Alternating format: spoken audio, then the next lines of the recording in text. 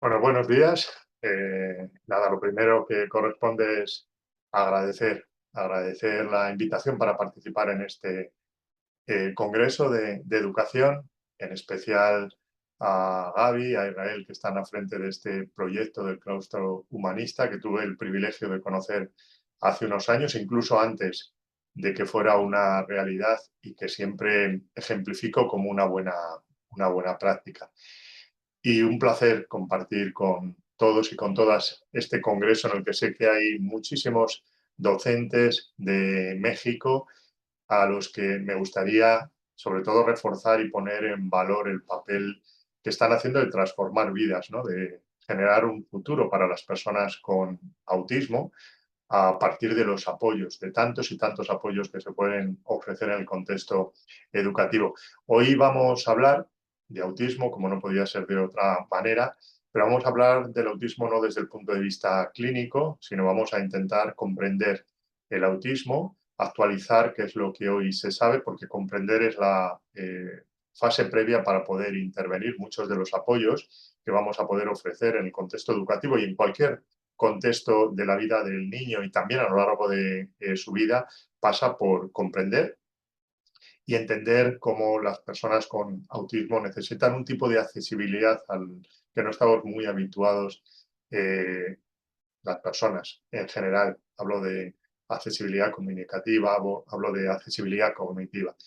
Bueno, me presento, mi nombre es José Luis Cuesta, yo siempre digo que soy un profesional del autismo que tuvo la suerte, hace ya 36 años, de estar en el lugar adecuado y en el momento adecuado.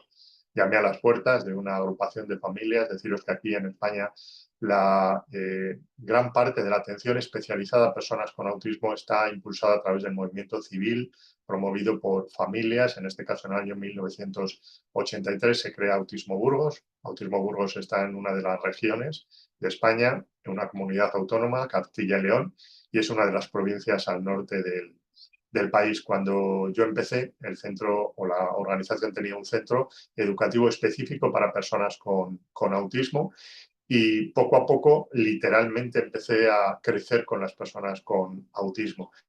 Les acompañé en los procesos de transición a la vida adulta. En el 97 inauguramos el centro de día para adultos con autismo, en aquel momento con 7 y ahora hay casi 50 personas con autismo y discapacidad intelectual. Se han ido generando programas también para personas con autismo sin discapacidad intelectual, el programa PITEA de apoyo e intervención psicosocial integral. Tenemos programas de viviendas y sobre todo también encaminadas a dar una alternativa a las personas que ya no van teniendo familia o incluso que se van haciendo mayores, programas de ocio, de formación, de apoyo a las familias, programas de deporte, programas de detección, diagnóstico e intervención temprana. Un poco la idea es cubrir todo el abanico de necesidades que la persona con autismo tiene a lo largo de la vida y en todos los contextos, en el contexto de formación, en el contexto laboral, en el contexto de ocio y en el contexto de vivienda. Desde el año 2010 estoy en la Universidad de Burgos. Burgos es una ciudad eh, mediana y además muy accesible, con lo cual también hay mucha implicación de las instituciones en relación a la situación social, a las realidades sociales.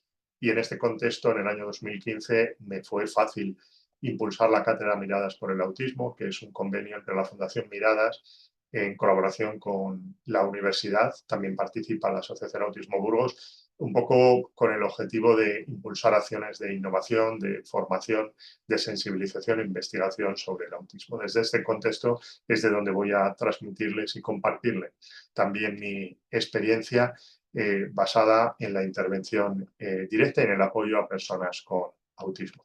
Creo que el punto de partida corresponde dedicarlo a tantas y tantas organizaciones que han desarrollado su trabajo de manera paralela, que han tenido trayectorias independientes, pero que han llegado a puntos en común que son importantes. Todo el mundo conocemos la Organización de Naciones Unidas, la Organización Mundial de la Salud, la Asociación Americana de Discapacidad Intelectual y Discapacidades del Desarrollo, por poner un ejemplo. Son organizaciones que, como decía, han tenido trayectorias diferentes, pero que han llegado a puntos en común que son importantes para entender lo que hoy consideramos como discapacidad y que nos van a dar sentido a lo que vamos a ir hablando posteriormente.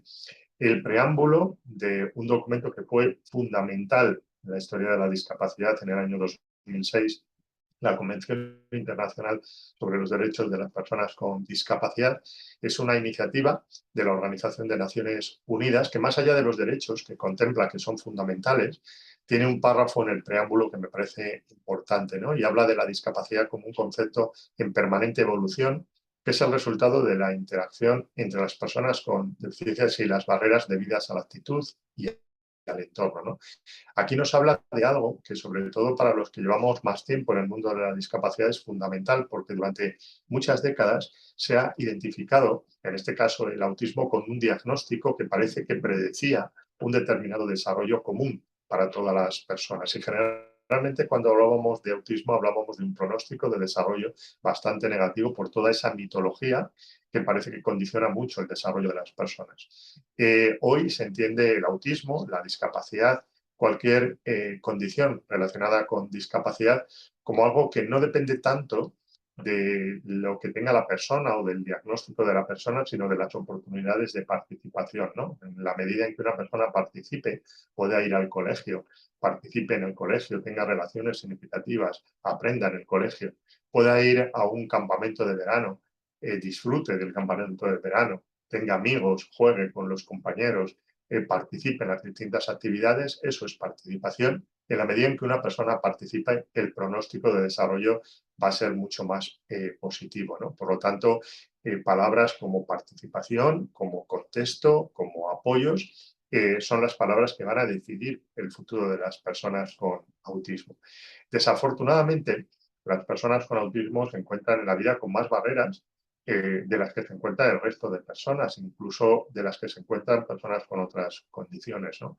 Las primeras barreras que están dificultando la participación son los prejuicios, esas ideas, esos mitos, esas creencias que son erróneas y que acompañan al autismo pues desde el momento en que se empezó a investigar, ¿no? Luego vamos a hacer un breve recorrido histórico que nos sitúe un poco en la evolución, en la comprensión del autismo y cómo ha habido interpretaciones que han creado eh, ideas falsas en relación al autismo y generalmente ideas que van ligadas a autismo y conductas problemáticas, autismo y querer estar solos, autismo y reacción a contextos desfavorables a nivel social, autismo y no poder, ¿no? Todo eso hay que trabajar y hay que sensibilizar y hay que mostrar evidencias de que las personas sí pueden, ¿no? Yo no soy partidario de romantizar el autismo pone a la persona en un punto de partida complicado y le genera muchos retos, pero también es necesario hablar del autismo en positivo. Y ahí los profesionales que nos dedicamos a ello tenemos una labor fundamental, ¿no? Mostrar el autismo, la realidad del autismo también basada en capacidades y en oportunidades. La segunda barrera que está dificultando y a veces impidiendo la participación de las personas con autismo, sobre todo en contextos de formación, como puede ser la escuela, es la diferente forma de aprender que tienen las personas con autismo, ¿no? Cuando se habla de que las personas con autismo tienen un cerebro diferente, hoy por hoy no podemos hablar de un cerebro estructuralmente diferente, sino un cerebro que funciona de manera diferente. Y funciona de manera diferente porque perciben el mundo de manera distinta, aprenden, sienten, se comunican, se relacionan de manera diferente. Aprenden de manera diferente, por lo tanto la enseñanza tiene que ser también diferente, una enseñanza mucho más ligada a la práctica, a la actividad, a generar materiales e intervenciones en contextos reales, no pensar que una educación descriptiva, como la que estamos habituados a impartir en los colegios o en la universidad, va a ser una educación que vaya a calar de la misma manera que si enseñamos de la forma más práctica. Y también entender que hay muchas cosas que cualquiera de nosotros puede aprender de manera intuitiva, mecánica, ahora vamos a incidir un poquito en ello, y que en las personas con autismo requieren de procesos de enseñanza muy estructurados. Por lo tanto, tenemos que enseñar de manera diferente y tenemos que enseñar habilidades también diferentes, más allá de las académicas escolares. Y la tercera gran barrera son los entornos, ¿no? Necesitamos generar entornos amigables para las personas con autismo, donde el concepto de accesibilidad se entienda más allá de lo físico, de lo sensorial y se aborden cuestiones cognitivas o comunicativas. Aquí les dejo algunos materiales los que van a ir apareciendo a lo largo de la presentación, son todos de descarga gratuita y están en castellano. Y aquí es donde entra en juego nuestra gran responsabilidad. Nosotros como docentes tenemos en nuestra mano, siempre digo, el trabajo más bonito e importante del mundo, transformar vidas y lograr que las personas con autismo puedan participar a través de apoyos. Vamos a pensar en apoyos que no estén ligados a los recursos económicos o a los recursos que se necesitan en el centro educativo, sino los apoyos que podemos desarrollar de manera sencilla y que no solamente van a beneficiar a las personas con autismo, sino van a hacer el entorno educativo mucho más comprensible para muchos niños y niñas que tienen dificultades de comprensión u otras dificultades a nivel cognitivo. Y hablamos de educación, educación como la mejor herramienta de desarrollo para las personas con autismo. Educación no solamente en la etapa escolar, sino educación a lo largo de la vida. Cualquiera de nosotros aprendemos a lo largo de la vida. Una educación que esté mediada por la inclusión, que tenga en cuenta que hay que trabajar en contextos reales y habilidades reales significativas para la vida de las personas con autismo y que no aprenden de manera automática como lo hacemos el resto. Y una educación que se centre en esas habilidades que realmente le van a permitir afrontar los desafíos, no solamente ahora, sino también en un futuro. Me refiero a áreas como la autonomía, como la independencia. A menudo las personas con autismo llegan a la adolescencia y es urgente trabajar la autonomía porque les hemos sobreprotegido o hemos priorizado pensando en que eran el único indicador de desarrollo el trabajo en habilidades académicas. La autonomía e independencia no hablamos solamente de que las personas puedan hacer las cosas solas, pedir ayuda, utilizar un apoyo, ser conscientes de mis capacidades y mis oportunidades de mejora, es autonomía e independencia. Trabajar el autoconcepto. Sabemos que en el desarrollo de una persona con autismo hay un momento que si no se cuentan con apoyo, la distancia social con sus compañeros va a ser cada vez mayor, ¿no? Y esa distancia social se vive en términos de soledad. Y esa soledad percibida, más allá de que puedan vivir situaciones de bullying, tiene un impacto negativo en la autoimagen y sobre todo en el desarrollo emocional. Y esa distancia social con el resto de los compañeros va siendo más evidente en la época o en el momento de la adolescencia.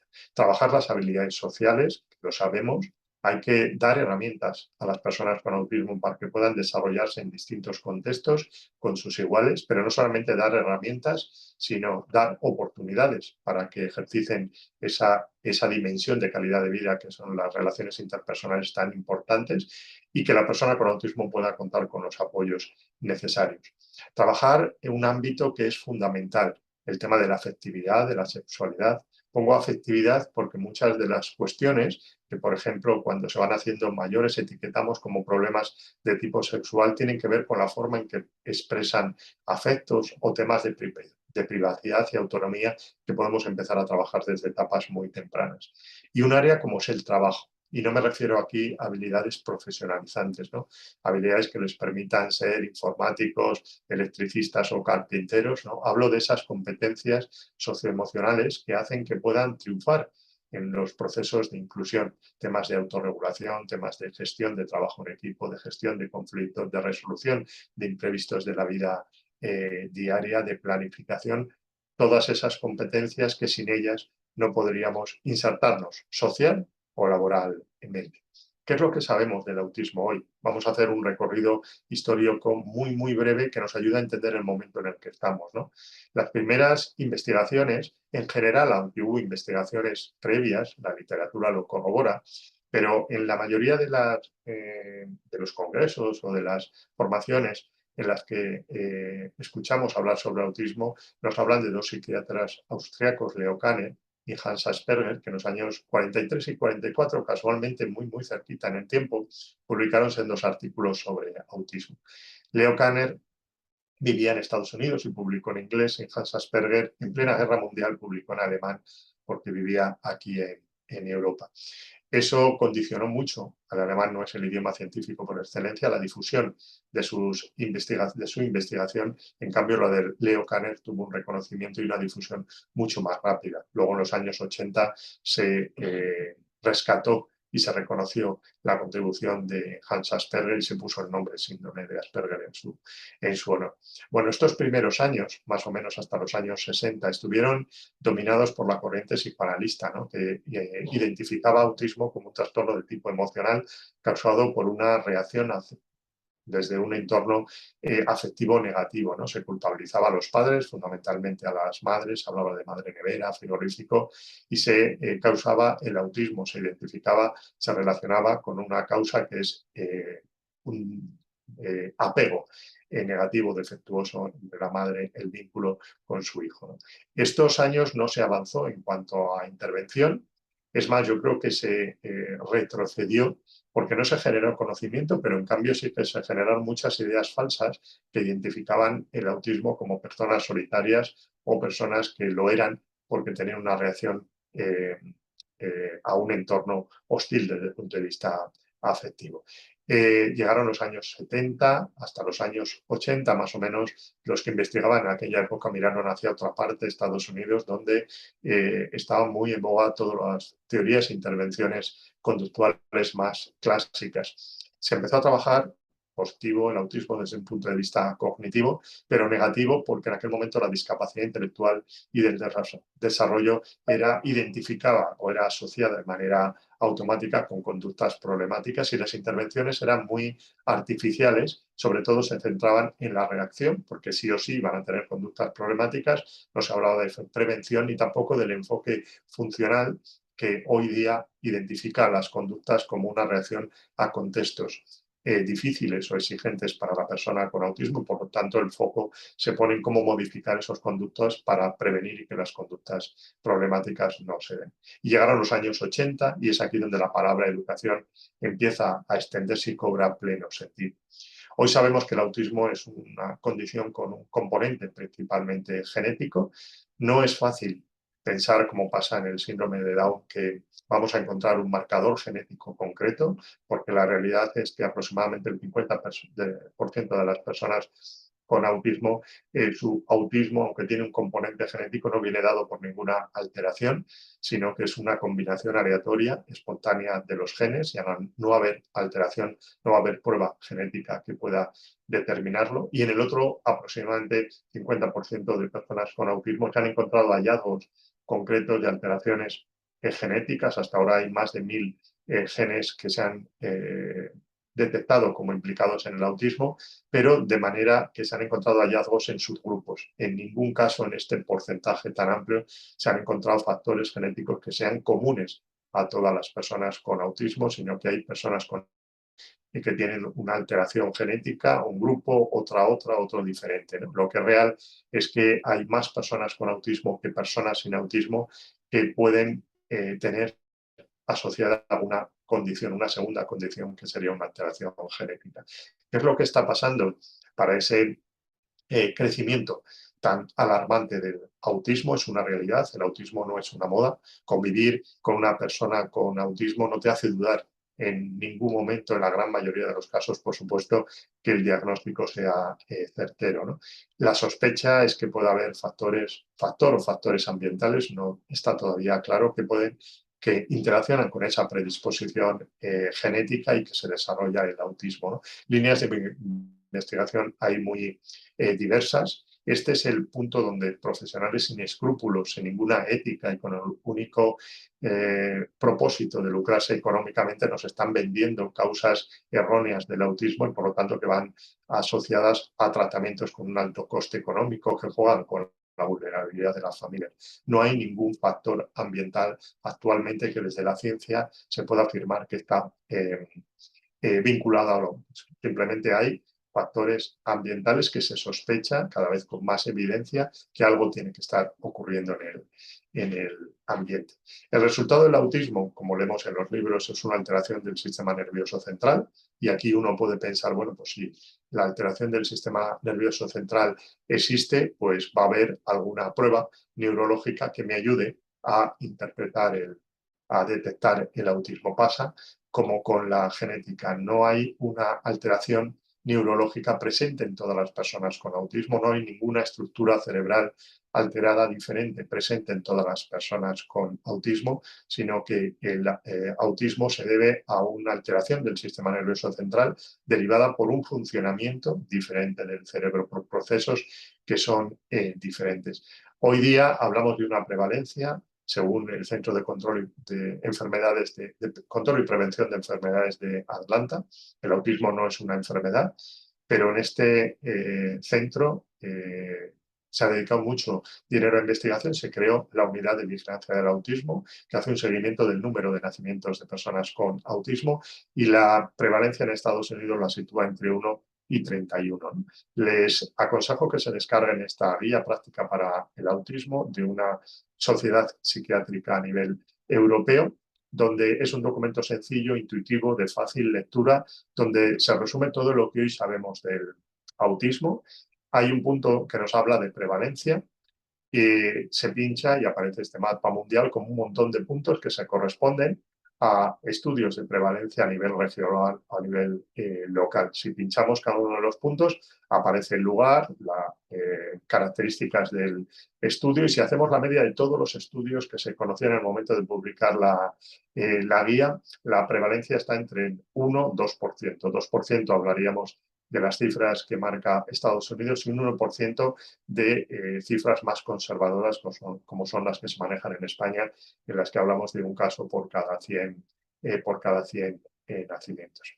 Y a partir de ahora, que conocemos y nos situamos en qué es el autismo, vamos a dar algunas pinceladas clave para permitir conocer el autismo, ¿no? Si yo pienso un poco en la historia que llevo a mis espaldas en relación a mi experiencia con personas con autismo, y utilizo la imaginación, una de esas áreas claves para entender el autismo, una de esas áreas donde las personas con autismo tienen especiales dificultades y que a menudo podemos pensar que solamente se refiere a fantasía y a creatividad.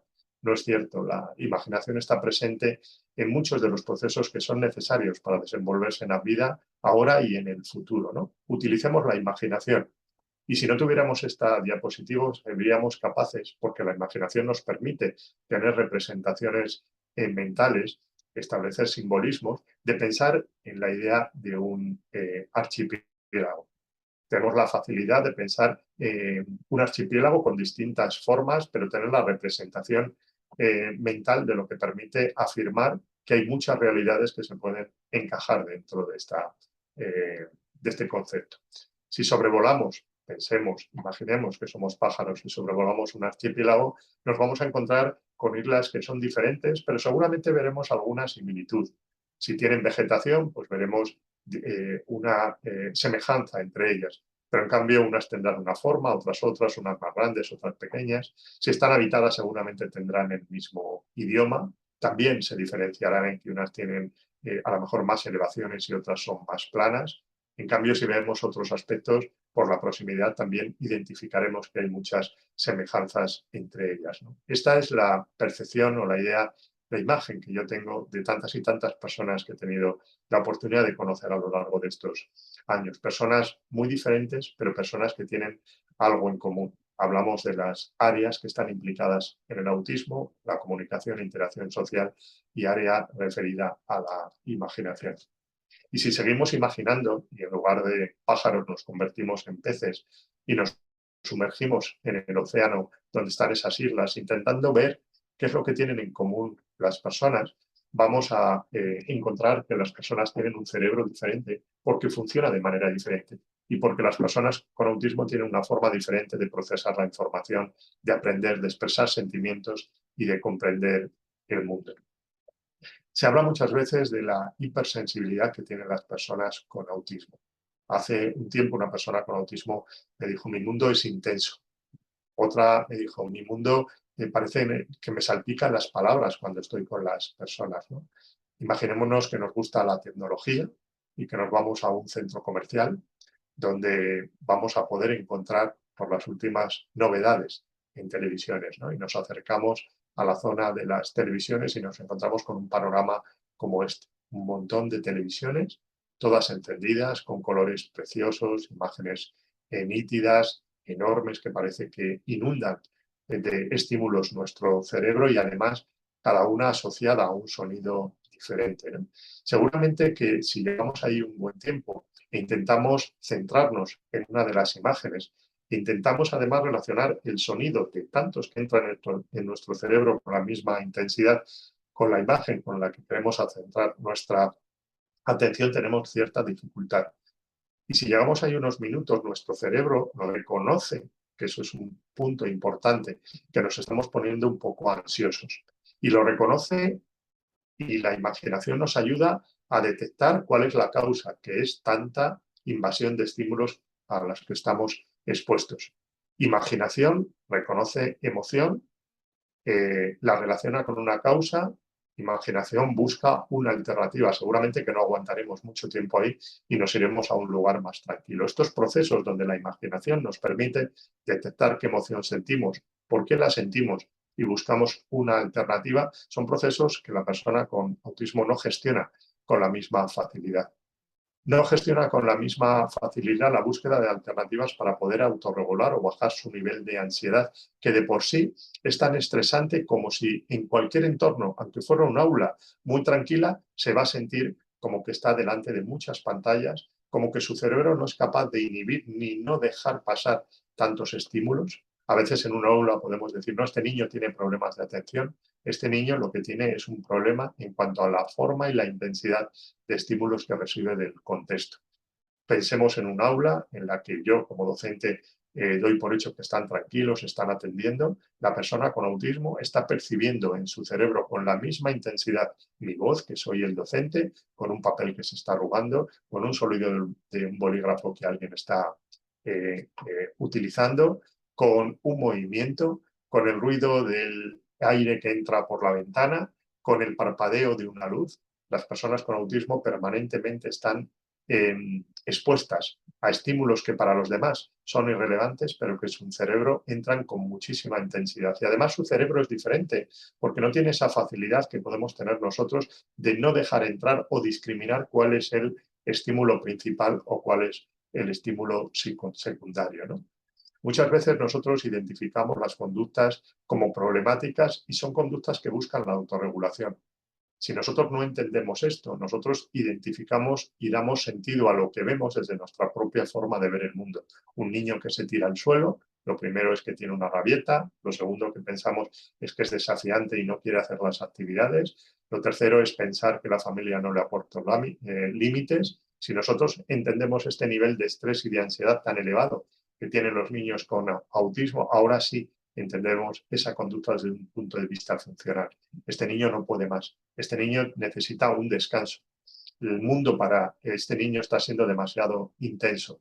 Tiene autismo y, por lo tanto, esa facilidad de percibir tantos detalles con tanta intensidad, todos con el mismo volumen, hace que este niño tenga que autorregularse. Y las formas más básicas de autorregularse, y sobre todo cuando somos pequeños y hablamos de limitaciones o de condicionantes a nivel cognitivo, son las formas más sensoriales, ¿no? El tirarse al suelo, el correr, el movimiento, el gritar, ¿no?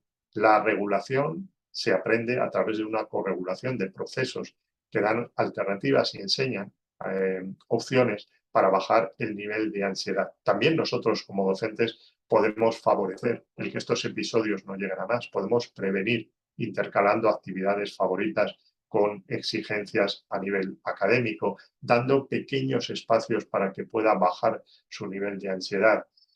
Ofreciendo, por ejemplo, la caja de la calma, que suele llamarse, con objetos, estímulos que pueden resultar agradables para el niño con autismo. En este sentido, le recomiendo utilizar el cuestionario de sensaciones agradables. Me gusta por el nombre. Hace unos años hubiéramos hablado de cuestionario de sensaciones disruptivas. No, aquí intentamos detectar qué cosas son agradables para las personas con autismo para hacer su mundo mucho más cercano, accesible y amigable.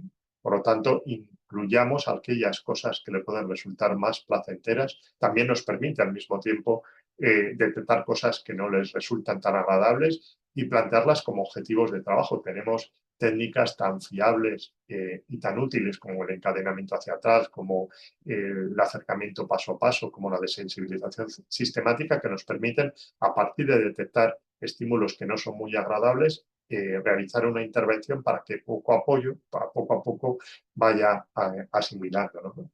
Por ejemplo, en el aula muchas veces pensamos en cómo apoyar de una manera sencilla, no ligada a recursos, ¿no?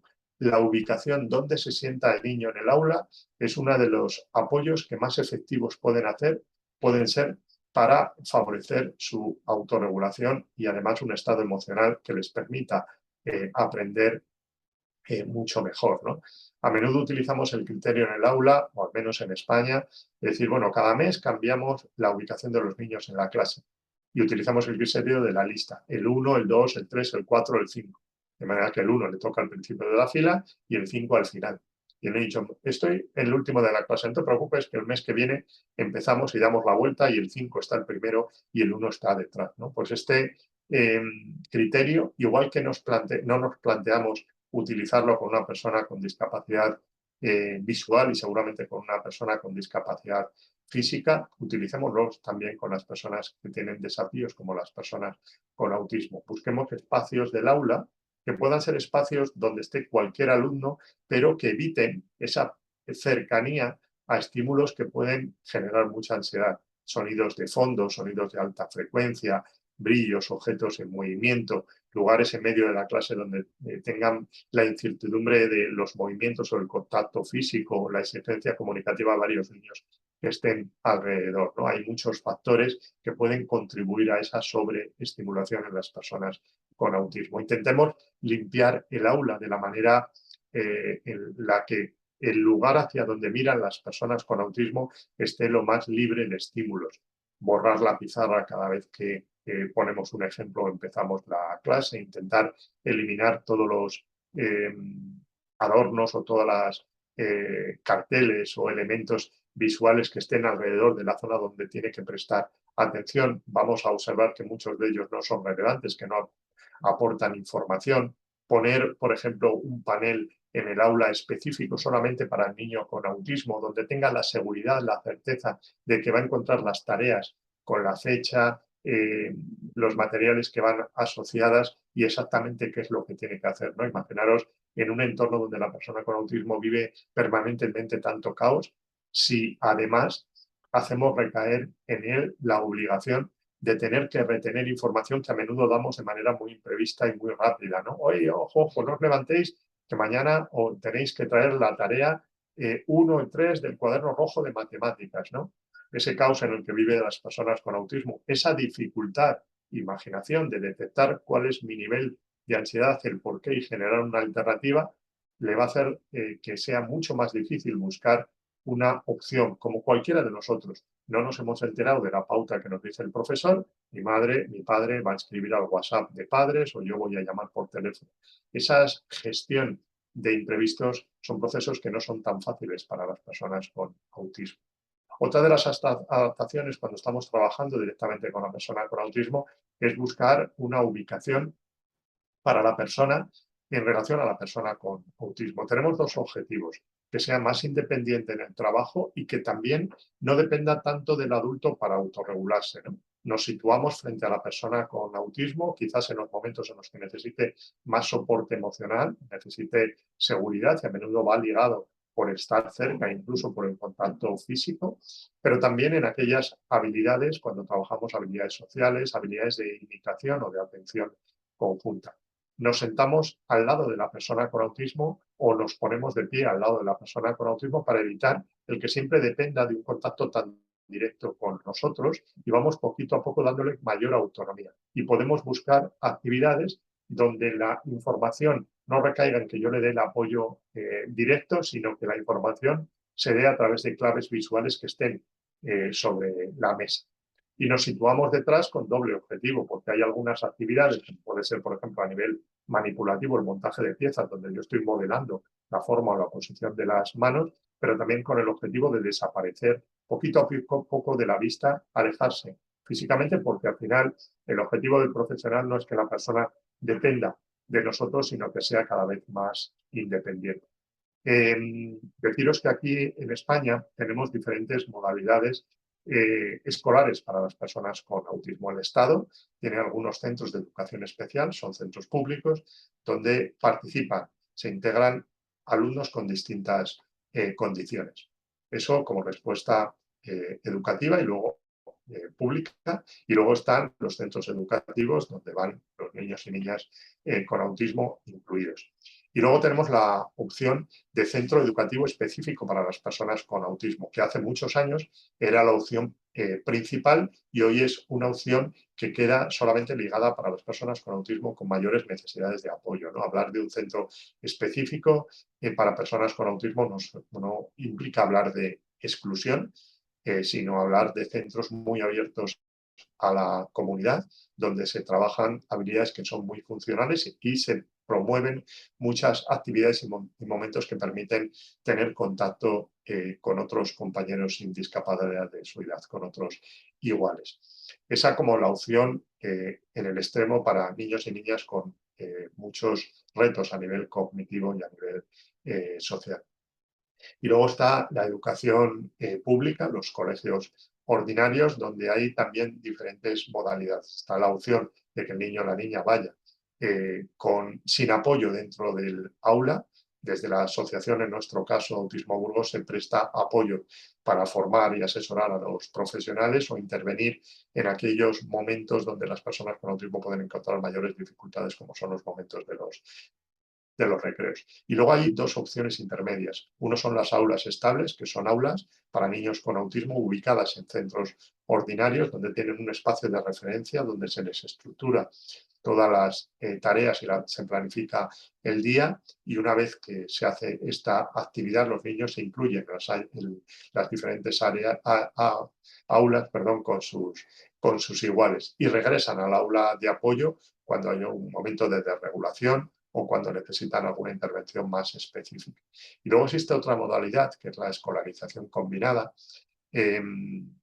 reconocida por el Estado, donde los niños pasan un tiempo en centros ordinarios y un tiempo en el centro específico. Generalmente la mayor parte en centros ordinarios, pero al necesitar intervenciones específicas, pues suelen ir alguna tarde a los centros específicos. Uno de los apoyos que utilizamos hace unos años con un alumno con autismo, sobre todo en ese caos en el que viven las personas con autismo, que a menudo van a su aula y no te explicas, por ejemplo, una reacción que catalogamos como desproporcionada y etiquetamos como problemática, y decimos, pero ¿qué es lo que ha pasado? Si no tiene ningún sentido. Esa forma de percibir por detalles frente a todo que tienen muchas personas con autismo, esa forma de percibir que a menudo detecta cosas que ayer no estaban y se convierten en el estímulo principal, hace que ese estímulo que ayer no estaba, puede ser algo que hayamos pegado en la pared, puede ser una luz que parpadee, puede ser una cortina nueva que haya en clase, un tono de pintura diferente, un material que nunca ha estado y que ahora hemos llevado, se convierte en el principal. Si ese estímulo ayer no estaba y hoy está, estoy desubicado, no sé dónde estoy. Si no sé dónde estoy, unido a mi nivel de ansiedad ya natural, hace que me genere una incertidumbre a menudo difícil de tolerar y se generan reacciones de desregulación importante. Uno de los apoyos que nosotros ofrecimos a un joven con autismo que pasó de primaria a secundaria, donde ya las asignaturas no eran siempre en el mismo lugar, fue un mapa, ¿no? Una clave visual. Sabemos que las claves visuales son más seguras, más permanentes y que muchas personas con autismo nos evidencian y nos testimonian que perciben mucho mejor que la información verbal. Claves visuales que hacen el mundo para la persona con autismo más predecible y más seguro, ¿no? Les configuramos este mapa donde por colores asociados a cada una asignatura le ayudaba a entender hacia dónde tenía que ir cada vez que había un tránsito entre una clase y otra. No era tanto que la persona tuviera que utilizar el mapa permanentemente, que no lo utilizó, sino la seguridad de tener esa información de manera clara y de manera segura, ¿no? Cuando hablamos de calendarios, cuando hablamos de anticipadores para las personas con autismo, no implica que siempre tengan que estar llevándolos, pero sí que tengan la certeza de que esa información está y que tienen la clave para poder saber qué va a pasar, para poder saber cómo tener que hacer las actividades, para saber dónde ir y dónde están, incluso en episodios de desregulación, donde a lo mejor una estrategia tan fácil que nosotros utilizaríamos, que sería preguntar al docente o la docente o a cualquier compañero, no la desarrollan muchos niños con autismo. Claves visuales son fundamentales en la vida de las personas con autismo, igual que lo es para nosotros las claves que nos gestionamos para saber qué es lo que tenemos que hacer mañana o las anotaciones que hacemos para saber cómo tenemos que hacer las cosas. En en línea hay muchas aplicaciones tecnológicas que están al servicio de las personas con autismo, que estas dos que os voy a mostrar han sido realizadas por el padre de una persona con autismo informático, con lo que da garantía de que son muy intuitivas, muy claras, muy limpias, muy fácil de utilizar y que pueden ser extendidas su uso a otros niños y niñas. Gestiac es una aplicación que te permite organizar los horarios y planificar las actividades de las personas con autismo. Tiene enlace directo con los pictogramas de Arasad y te permite generar calendarios personalizados. Tempus es una aplicación para trabajar el paso del tiempo, algo que para una persona con autismo es muy etéreo. Hay habilidades como por ejemplo la toma de turnos, como por ejemplo la espera, que requieren de imaginación una vez más. Fijaros la cantidad de veces donde la imaginación va a tener un papel prioritario. Nosotros esperamos porque imaginamos, tenemos presente que vamos a conseguir al esperar y porque entendemos que la espera es necesaria para conseguir lo que queremos. Vamos a una hamburguesería, pedimos una hamburguesa y sabemos que tenemos que esperar a que sea realizada. No por esperar nos vamos a frustrar pensando en que no nos vamos a dar la hamburguesa. Si vemos pasar una hamburguesa a la mesa de al lado, también imaginamos y damos sentido de que ellos la han pedido antes, por lo tanto nosotros nos toca esperar. Este proceso no es sencillo para muchas personas con autismo. Aplicaciones como Tempus hacen medible y objetivo lo que es un poco difuso, ¿no? Que es el paso del tiempo. Podemos elegir un rosco, podemos elegir un grano de arena o un círculo que se va rellenando y tarda tanto tiempo rellenar como nosotros lo hayamos planificado, incluso acompañarlo del pictograma de espera o del audio con la palabra espera. Y esto va a ayudar a que la espera se convierta en algo objetivo hasta que no termine de colorearse. Yo tengo que esperar y no hacer lo que a menudo me apetece hacer, ¿no? No es que siempre la persona con autismo tenga que andar con este tipo de aplicaciones, pero sí está favoreciendo el que rutinice la espera y el que vaya incorporando dentro de su estructura que hay momentos en los que tengo que estar inactivo, en los que no puedo hacer incluso lo que me apetece hacer, pero que esos momentos tienen un final. Les comparto también un proyecto que hemos terminado recientemente. El proyecto IDEAL es un proyecto europeo que surgió en el contexto de la pandemia, cuando tantas y tantas personas con autismo se vieron privadas de la atención especializada y el llenar el tiempo y la estructura pasó a ser responsabilidad de la familia, muchas veces sin recursos para poder dar respuesta durante 24 horas a sus hijos y tampoco los profesionales en aquel momento contaban con recursos para poder trabajar online. Ideal es una plataforma que agrupa más de 140 aplicaciones tecnológicas referidas a educación, a autonomía personal, a ocio,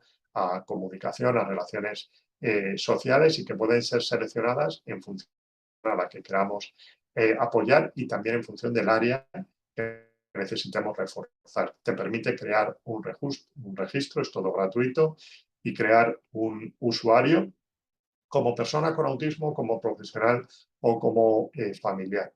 Eso te da acceso a un espacio propio donde podemos ir colgando las aplicaciones que vamos seleccionando para cada persona con autismo que vayamos a apoyar o supervisar en el entorno familiar. Hay un listado general de aplicaciones con una serie de dibujitos, de símbolos al lado, que se refieren al sistema operativo, donde pueden ser descargadas, otros simbolitos que permiten informar sobre cuál es la persona que puede utilizar bien como apoyo o bien la propia persona con autonomía a la aplicación tecnológica y un tercer grupo de símbolos que indican el objetivo del uso de esa aplicación, si es educativa, si es para trabajar comunicación, si es para trabajar habilidades o historias sociales, si es trabajar habilidades funcionales, ocio y tiempo libre o todo el tema de redes sociales y el uso general de las aplicaciones. Las aplicaciones, la gran mayoría están en castellano, las que no están en castellano se han seleccionado porque son muy intuitivas y no se necesita idioma para saber cómo manejarlo. De hecho, si pinchamos en cada aplicación, hay una descripción de la misma y una serie de capturas de pantallas que en sí misma esa información te da ya claves para poder utilizar. Desde el espacio personal, cada profesional puede generar un espacio concreto para cada una de las personas con autismo y asignar un tiempo y un día concreto para que esa persona pueda utilizar esa aplicación con el objetivo. Podemos incluso recomendarlo en el espacio del mensaje con el objetivo que nosotros consideremos que es el prioritario, ¿no? Tenemos también guías, herramientas y conocimiento para organizar el tiempo en los momentos en los que para cualquier niño son momentos que identifica como disfrute y como relax y que para una persona con autismo pueden ser los momentos más caóticos de la escuela, ¿no? Estrategias que permiten simplificar espacios tan complejos como es el espacio de recreo, estructurar situaciones de juego que sean mucho más predecibles, aplicar técnicas como pueden ser el círculo de amigos, de manera que algún compañero pueda disponer de un poquito de tiempo y dedicarlo a jugar de manera muy, muy predecible con la persona con autismo. Estrategias como poder facilitar espacios alternativos para que los niveles de regulación se eleven, la persona con autismo pueda estar en un espacio un poquito más tranquilo haciendo esa actividad que le gusta. Poco a poco vamos entendiendo ampliar los momentos de recreo, pero que no sea una actividad que de primeras, por obligación, le genere un rechazo que va a luego ser muy difícil modificarlo, ¿no? La necesidad de establecer rutinas diarias, cosas que ayuden a que la persona con autismo, en ese caos en el que vive, a pesar de que pensemos que el aula o el colegio es un entorno familiar, hemos dicho que hay cosas que pueden desubicarlos y generar muchos niveles de estrés. En ese punto, las claves visuales son importantes, pero también hacer que haya cosas que pasen siempre de la misma manera y que le recuerden que su mundo y el contexto sigue siendo el mismo. Cuando hablo de rutinas, tenemos que plantear rutinas con cierta flexibilidad. Una rutina importante puede ser anticipar las actividades que vamos a hacer al inicio de la jornada a lo largo del día, utilizando para ello puede ser una aplicación tecnológica, como lo hemos visto, o un soporte físico, pero intentemos que no siempre ocurra de la misma manera, ¿no? Para que la seguridad de la persona con autismo descanse en las rutinas, sí, pero no descanse en que éstas literalmente sean siempre de la misma manera. La alternativa sería que yo como docente sea el que anticipa el calendario, pero a lo mejor un día puede ser otro compañero de clase, un día hacerlo en clase, pero otro día antes de subir a clase, un día con la aplicación tecnológica y otro día con el soporte físico, no siempre ligado a las mismas palabras, para que cuando cambie un factor en cuanto al desarrollo de la rutina, la seguridad para la persona con autismo no se derrumbe, porque en esencia lo que sea importante y le aporte seguridad es la rutina en sí, ¿no? Otra de las cuestiones que nos ayuda a entender cómo las personas con autismo también tienen un cerebro que funciona de manera diferente es la manera diferente en la que aprendan. Roger Newsom es un profesor de estadística de la Universidad de Medicina de Londres y en un congreso en Burgos él decía, a menudo hay que decir explícitamente a las personas con autismo muchas cosas de lo que la mayoría de las personas se dan cuenta casi instintivamente, ¿no? Las personas con autismo, por lo general, necesitan mucho tiempo para entender las convenciones sociales, mucho más que otras personas que parecen aprender muy rápido. Él habla de aprendizaje implícito y aprendizaje explícito, ¿no? El aprendizaje implícito es el que generalmente desarrollamos cualquiera de nosotros. Nuestro cerebro es capaz de construir aprendizaje y en parte gracias a la imaginación. Nuestro cerebro es capaz de dos situaciones distintas encontrar las similitudes y por tanto las competencias que nos han valido en una de las situaciones las ponemos en práctica en otra situación. Eso es generalizar aprendizajes, descansando una vez más sobre la imaginación. Nuestros padres nos dieron hace muchísimos años las primeras pautas para comportarnos en un cumpleaños de manera literal, explícita. Pórtate bien, come limpio, da las gracias, deja jugar a los niños. Tuvimos éxito, fuimos imaginación, desde una referencia teórica de nuestros padres, encontramos la réplica y la facilidad de ponerlas en práctica en una situación real, tuvimos éxito y a la semana siguiente nos invitaron a una segunda actividad social que era pasar la tarde con unos amigos en su casa. Distinto pero parecido a un cumpleaños. Ahí nuestros padres ya nos dieron tantas referencias. Fuimos capaces de encontrar similitudes, fuimos capaces de generalizar y lo que nos valió en una situación lo pusimos en práctica en la otra. Y así hemos ido aprendiendo. Imaginación, capacidad de generalización, cerebro que aprende a partir de cimientos que nos dieron nuestros padres, pero aprende a partir de la experiencia. La experiencia nos ayuda a construir aprendizaje y hoy tenemos un abanico muy amplio de competencias para desarrollarnos en los distintos contextos de la vida. Esta forma de aprender es diferente en las personas con autismo. El aprendizaje debe ser mucho más explícito, estructurado. No pensemos que el trabajo en equipo, que la autorregulación, que la flexibilidad, que la capacidad de buscar alternativas a un problema, que la capacidad de generar distintas alternativas para desenvolverse en cualquier contexto, que las habilidades sociales se aprenden de manera mecánica e intuitiva. Tienen que ser enseñadas casi con la misma intensidad y la misma importancia que las áreas a las que generalmente damos importancia prioritaria, que son las áreas académicas. Las personas con autismo tienen que tener un currículum paralelo, habilidades para la vida, para que su desarrollo académico vaya paralelo al desarrollo socioemocional y ambos desarrollos vayan lo más paralelo al desarrollo típico. Este es un testimonio de una persona con autismo. Ya decía, fui una buena estudiante y la motivación nunca fue un problema para mí. Trabajaba muy bien en solitario e incluso en la actualidad todavía me describen como una persona muy aplicada. Sin embargo, era vulnerable socialmente. La mezcla de aprendizaje académico con la interacción social con los compañeros fue una receta que garantizó mi fracaso simultáneo en ambas áreas. Quizás hubiese sido más productivo trabajar en estas áreas por separado para que los problemas en una no hubiesen afectado a mi situación en la otra. Esta opción hubiese permitido que mi nivel de éxito académico hubiese sido diferente a mi grado de éxito social y, en consecuencia, habría podido desarrollar una mejor autoestima. Lo que ocurrió fue que alcancé un punto a partir del cual ya no creía que pudiese hacer algo de forma correcta. Son impactantes las cifras de absentismo, de abandono escolar que el alumnado con autismo tiene ya desde primaria, cuando ningún otro niño abandona.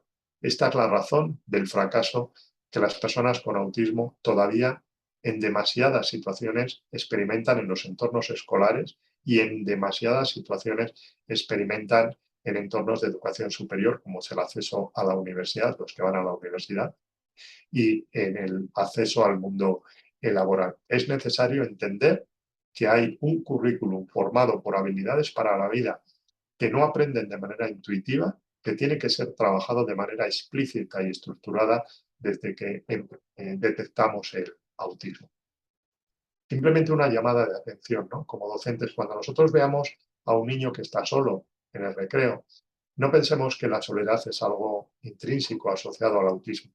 Hay personas con autismo a las que le gusta, como personas sin autismo, más o menos la soledad, pero generalmente lo están por dos razones.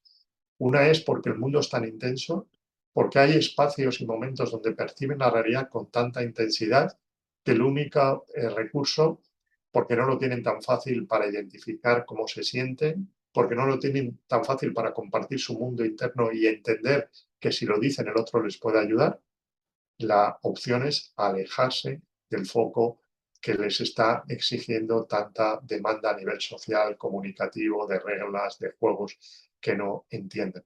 Por lo tanto, pensemos en que es una persona que no puede tolerar esa actividad y que algo tendremos que hacer para que poquito a poco vaya comprendiendo y participando en mayor medida. Es una razón.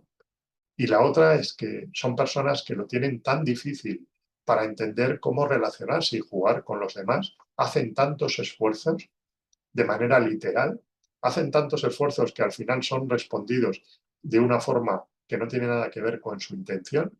Quiero jugar contigo, no sé decirlo de la manera tan fácil y tan sencilla como es puedo jugar contigo, y lo digo a través de conductas, de verbalizaciones o de acercamientos que la otra persona rechaza de plano, que al final la solución es alejarse, ¿no? Muchas veces es quiero, pero no sé estar con los demás.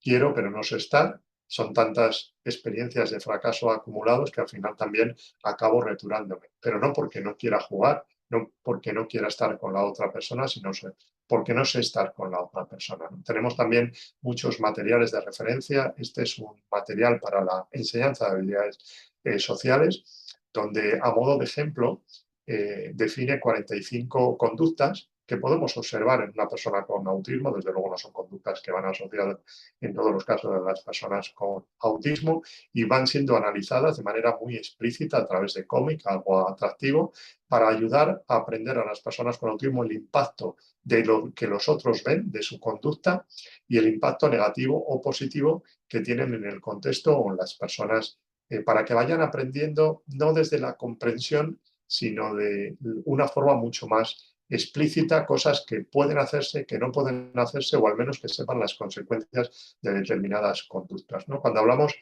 de imaginación, hablamos también de la dificultad, teoría de la mente, de ponerse en el lugar del otro. Y no solamente en el lugar del otro, sino de el contexto, en el lugar del contexto, de entender qué es lo que el otro o qué es lo que el contexto necesita en relación a nuestra conducta y, por lo tanto, de actuar en relación a lo que el otro le va a enganchar emocionalmente y voy a poder mantener esa interacción social que me apetece mantener o actuar también de una manera en el contexto me ofrezca una mayor aceptación, ¿no? Las personas con autismo tienen muchas probabilidades de vivir situaciones de rechazo, como poco esa sensación de soledad de la que hablaba antes, pero el bullying, el acoso es una realidad que desafortunadamente y desgraciadamente viven muchísimas personas con autismo en entornos escolares. Les dejo aquí un montón de materiales de sensibilización y también con algunas propuestas para poder detectar y algunas técnicas para poder incluir a las personas con autismo a través, por ejemplo, de grupos de iguales o de apoyos naturales para evitar esas situaciones donde las personas con autismo se ven literalmente excluidas, ¿no? Rod Bladwood, una persona con autismo, decía: hay muchas cosas que me gustaría hacer, sitios que me gustaría ver, pero no puedo conseguir esas metas sin ayudas. He intentado muchas veces hacer cosas sola, pero tengo tanto miedo, soy incapaz de interpretar las situaciones y prever interacciones cotidianas como lo hacen ustedes. Invariablemente necesito o termino huyendo, ¿no? Las personas con autismo necesitan apoyos, apoyos sociales, apoyos que les permiten saber qué es lo que va a pasar, qué es lo que tienen que hacer, cómo tienen que hacer y conseguir esas metas que desean, igual que desean el resto de los niños, pero que no tienen tanta facilidad para seguirlas de manera independiente. Y ya para ir finalizando, les comparto una metáfora que me compartió mi amigo Leonardo Farfán de México, una persona adulta con autismo de las que más me ha enseñado en toda mi historia, ¿no? Y él nos habla del mundo emocional, de los sentimientos, de las emociones de las personas con autismo, desterrando esa idea de que las personas con autismo no tienen emociones, algo totalmente falso. Lo que pasa es que dice su cerebro, el cerebro de una persona con autismo, es como un departamento con diferentes estancias. Dice, ustedes tienen la facilidad para identificar las emociones. Es como si en cada habitación tuvieran una emoción, porque tienen muy claro que esta palabra corresponde a esta emoción. Tienen muy claro, imaginación, qué cosas pueden generar o van ligadas a una emoción y qué cosas van ligadas a otra. Tienen muy claro qué cosas pueden contribuir a cambiar una emoción, la tristeza por alegría. De manera que si algo les pasa, ustedes van directamente a la habitación de esa emoción y lo que nosotros vemos o lo que las otras personas ven en su conducta y en sus verbalizaciones realmente es lo que sienten. Y tienen además la facilidad para expresar las emociones con la intensidad que se ajuste a la causa que ha pasado, ¿no? Nuestro mundo es muy incierto, decía. Nuestro cerebro es como si fuera un monoambiente donde están todas las emociones, porque nosotros sentimos, disfrutamos, nos alegramos, tenemos miedo, tenemos incertidumbre, están todas las emociones, pero a veces no tenemos la facilidad para identificar qué emoción sentimos. Podemos sentirnos muy mal, pero tenemos dificultad para reconocer exactamente qué es lo que nos está pasando. Dificultad para comunicar, más allá de que hablemos, para comunicar y compartir con el otro qué es lo que me está pasando, porque no entendemos tan fácilmente como que lo fácil que sería decirlo y que el otro nos ayude. Tenemos dificultad para relacionar algo que estamos sintiendo con algo que ha pasado, que está pasando. Por lo tanto, no tenemos la misma facilidad para cambiar una emoción con otra. Nuestro mundo muchas veces es muy caos.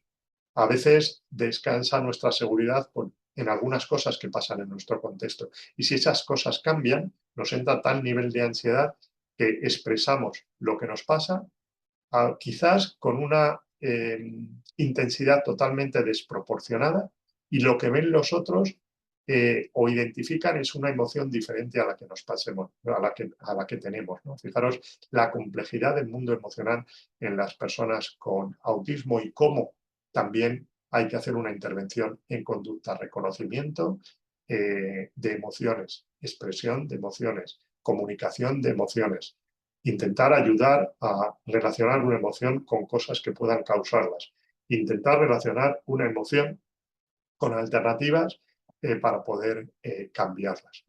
Bueno, estas son unas cuestiones a modo de ejemplo que he intentado resaltar en este espacio de tiempo, incidiendo en la necesidad de comprender el autismo para poder intervenir y sobre todo contagiaros a todos los docentes, todas las docentes que están participando en este congreso de educación, que como yo trabajan, o en mi caso, trabajaron en aulas con niños y niñas con autismo, a asumir ese reto y a pensar que más allá de las condiciones de trabajo tan duras que tenemos, más allá de que a veces las realidades son inamovibles, más allá de que a veces las propias instituciones o el Estado pueda no ser flexible, nosotros en nuestra mano, sin la necesidad de tener grandes recursos económicos, de una manera sencilla podemos generar cambios en nuestro aula que no solamente benefician a la persona con autismo, sino seguramente a muchos niños y niñas a los que estamos enseñando y estamos apoyando en esta etapa que es clave para el futuro. Alguien dijo en un congreso que la emoción, la motivación, la ilusión es contagiosa.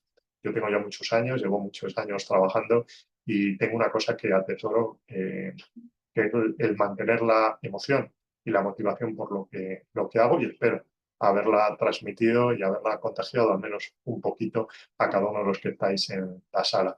Gracias una vez más, gracias Gaby, gracias Israel. Aprovecho para felicitaros también porque el claustro humanista para mí es un ejemplo de buenas prácticas, es un ejemplo de que todo no está escrito en el autismo, de que tenemos que generar alternativas diversas y flexibles para dar respuesta a una realidad que cierra todavía muchas puertas a las personas con autismo. El crear esta opción de estudios superiores está transformando la vida de muchos jóvenes. En esta primera edición o en esta primera programa que habéis impulsado, tuve la suerte de conocer a todo el grupo de alumnos y de alumnas que ahora sé que van a lanzarse ya al mundo de las prácticas laborales. Así que nada, enhorabuena y os deseo que disfrutéis y paséis una excelente jornada.